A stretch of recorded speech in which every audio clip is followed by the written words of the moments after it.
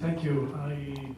I have the opportunity to speak in the next session, so I will only raise one point, and it's a point of narrative. In fact, one of the interesting features here is that, and not only here, but also in other fields of scientific research, is what I call the reversal of the flow chart. You know, the conventional scholarship went like this. You have data and fieldwork and empirical evidence, and then you have interpretation, and then you have some implications of that, and then you may develop a narrative which is broader by its scope and intention.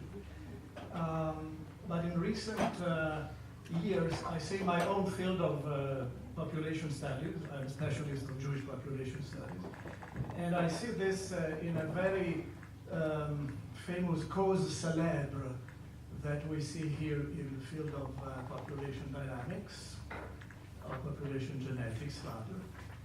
And this is the only comment I will make now. Then I will make other comments later on other central points. And the point is a very interesting paper that appeared in 2012 in Genome Biology and Evolution, a paper by Dr. El-Hai that has been basically unmatched during the last 3 years. And it occurred to me by reading the paper, listening to the general debate, that,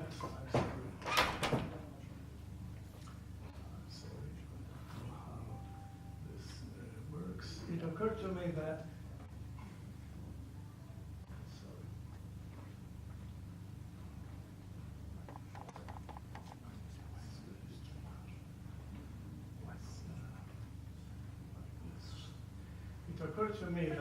in terms of the methodology and in terms of the kind of debate that has followed, something very curious has happened. Now, you take this, please, with a grain of humor.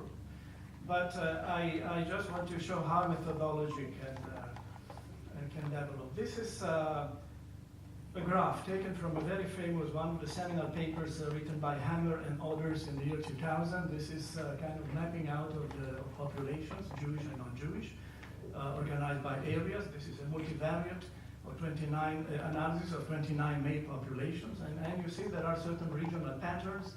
On the northeastern quadrant, certain European populations. On the southern central quadrant, certain North African populations, not Jewish. On the west part of the graph, sub-Saharan Africans.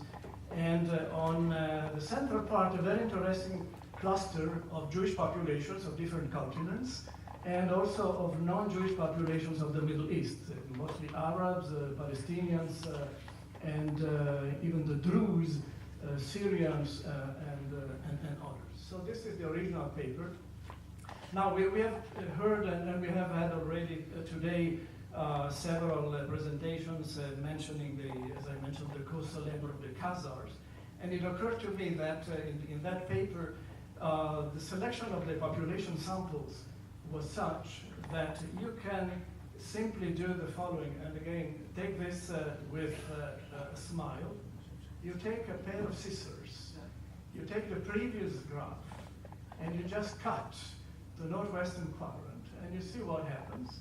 The Ashkenazim are the only Jewish population left, and miraculously, they look very similar to their neighbors, the Turks, and to other European populations, whereas in the original, the Ashkenazim were the most similar to the Jews of Rome. That is, just by selecting very ably the populations of your sample, you determine a priori the results of your multivariate, very sophisticated multivariate analysis. Now, I repeat, this is not the way a serious analysis of the paper should go, but this shows how it is, unfortunately, very possible to manipulate data and to reach conclusions that reflect the underlying narrative, as Dr. Weil has mentioned in the beginning, and this is therefore something which we simply must be aware of, because not everything that looks sophisticated methodologically is as plain as that. There is behind that a narrative, and that's a very important point. This was the point I wanted to make at this stage, and then later on I will elaborate more on the relationship between demography and population genetics. Thank you, Sergio. I thought, according to one theory, Ashkenazi Jews did come from Italy, and the Siddur of Rashi is the Italian Siddur, no? So maybe there is a link between Rome and Ashkenazi, but I'm not insisting